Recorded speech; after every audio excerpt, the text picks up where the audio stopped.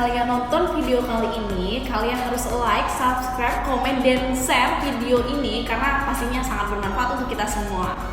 Biar kami lebih semangat lagi untuk bikin konten positif buat kita semua. Teman-teman semua, kemarin kan kita sudah bikin video nih tentang fully funded kegiatan volunteer bagi para pemuda yang ingin mengabdikan diri untuk negeri pada seleksi dokumen atau berkas. Nah, pada video kali ini kita mau bikin apa? Nah, teman-teman, di video kali ini kita akan bikin tips dan trik lolos volunteer fully funded pada seleksi, wawancara, atau interview. Jadi stay tune terus ya sampai habis.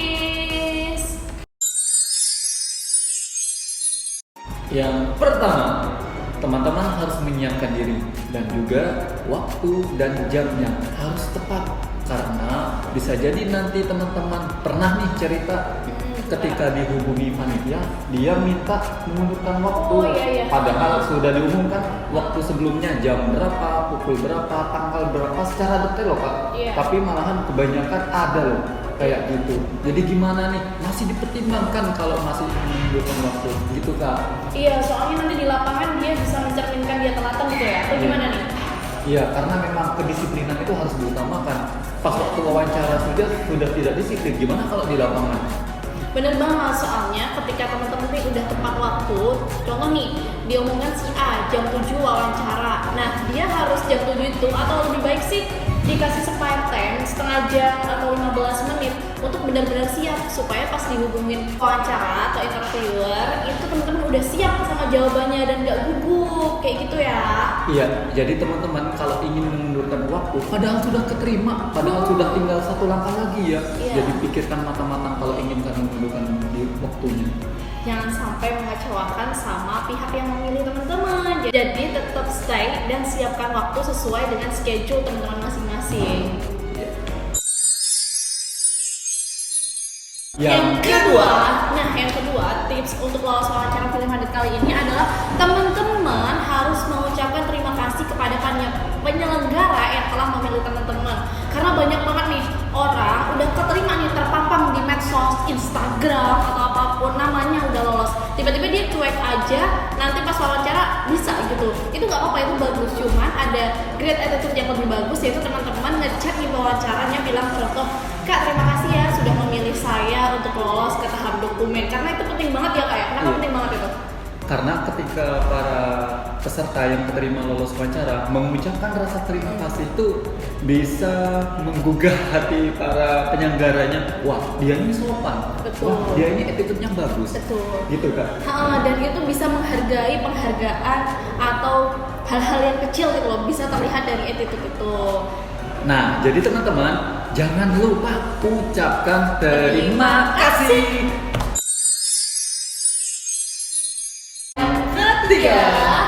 Teman-teman, ketika diwawancara harus memilih tempat yang kondusif, jangan tempat suasana yang berisik dong.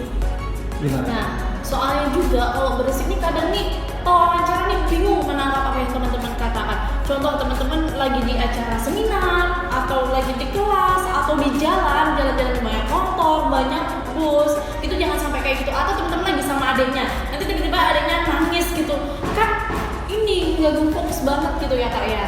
Iya, karena ketika ditelepon oleh panitia penyelenggara yang sudah masuk wawancara itu biasanya memfokuskan pada apa yang disampaikan oleh si penerima volunteer ini.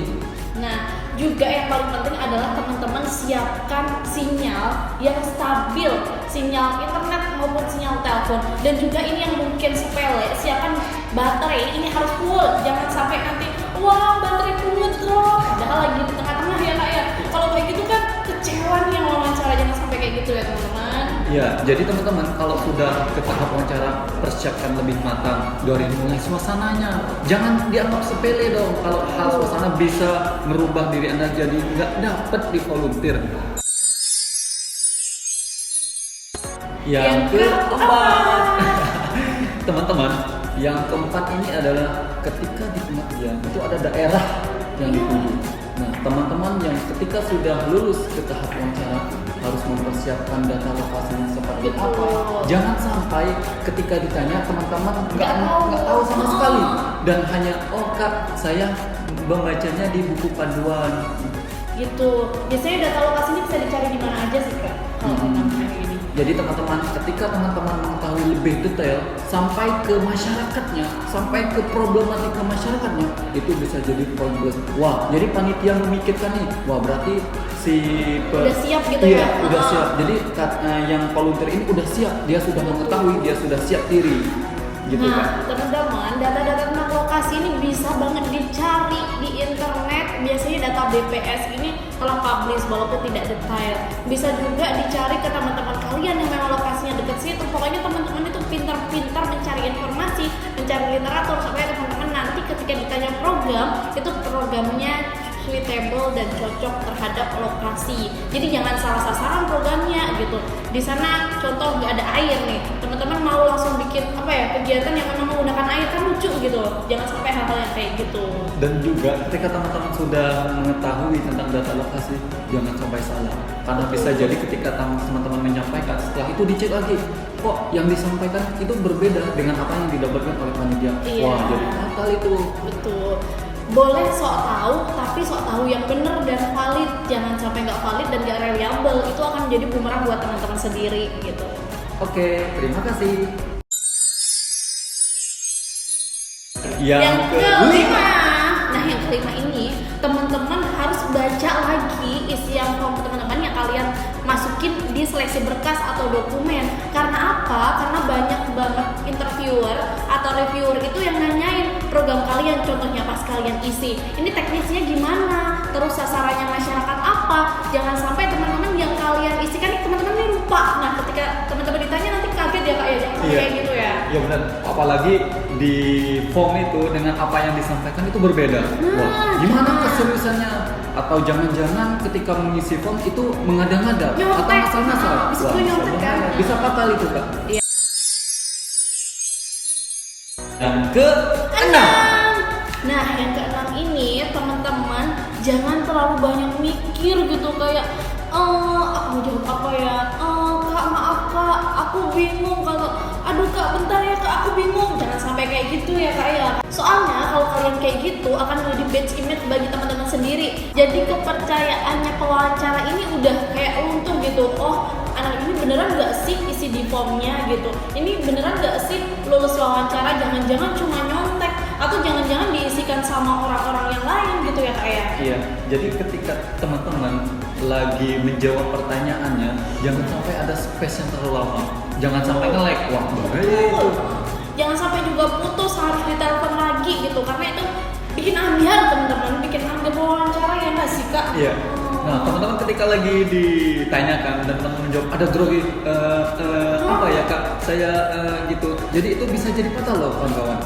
Iya, teman-teman harus bisa personal branding, harus bisa selling diri teman-teman ketika teman-teman diwawancarai.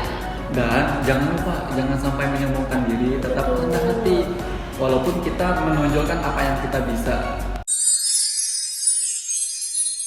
Yang ketujuh, teman-teman semua, ketika ada pertanyaan tentang memperkenalkan diri teman-teman, itu teman-teman harus menjawab semenarik mungkin. Jangan bertele-tele. Betul. Banyak banget yang apa ya jawabnya nih terlalu umum gitu Kak nih kayak tolong deskripsikan diri Anda secara tepat dan juga bermakna untuk kami. Coba nih pertanyaannya dari interviewer tuh kayak gitu. Nah dia cuma jawab nama saya Ani, saya kuliah di kampus A, saya jurusan pertanian. Jangan kayak gitu. Kalau bisa jawabnya tuh langsung menarik. Nama saya Ani, saya mempunyai potensi yang optimis dan juga siap akan tantangan. Pokoknya langsung buat interviewer ini interest terhadap teman-teman. Nah, namun saat memperkenalkan diri, teman-teman harus jangan panjang lebar. Nanti iya. wawancaranya bosan mendengarnya. Betul. Dan jangan sampai kemana-mana, melebar kemana-mana sampai memperkenalkan keluarganya. Waduh, pusing banget tuh. Betul.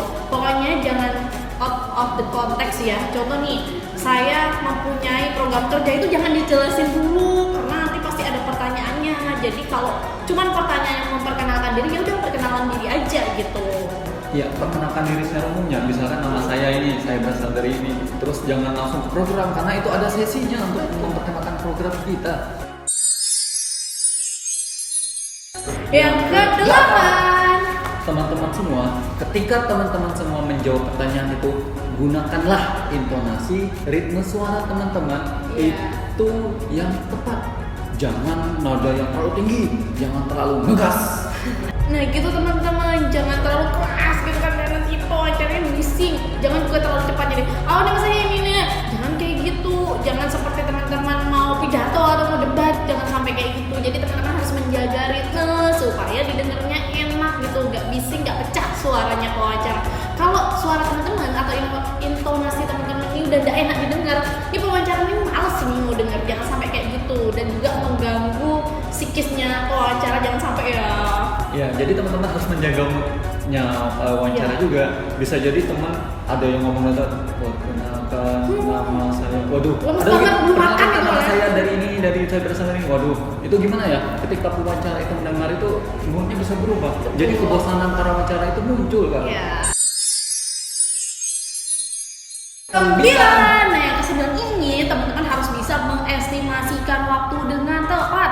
Nah, maksud dari estimasi waktu ini adalah biasanya pewawancara atau interviewer itu akan menjelaskan waktu wawancara di awal ya, kayak contoh akan wawancara dalam waktu 5 sampai 15 menit atau contoh sampai 30 menit. Dan teman-teman harus memperhatikan itu, dan kalau memang pewawancara ini nggak menyebutkan, teman-teman harus bisa tanya juga. Contoh nih, mohon maaf Kak, waktu wawancara kita berapa menit ya? Nanti kan akan dijawab. Kenapa itu penting? Karena ketika teman-teman ini nanti bisa lihat waktu, contoh 15 menit. Berarti teman-teman ketika belum 15 menit, teman-teman bisa juga nge-feedback pewawancara ini, contoh juga menanyakan lokasi atau menanyakan apa, supaya apa? Karena ketika nggak seperti itu, nggak sampai waktu itu, dikira si wawancara ini teman-teman ini nggak menarik ya kayak. Iya, jadi mungkin teman-teman ada yang di awal wawancara mungkin menyampaikan berapa waktu, ada yang tidak.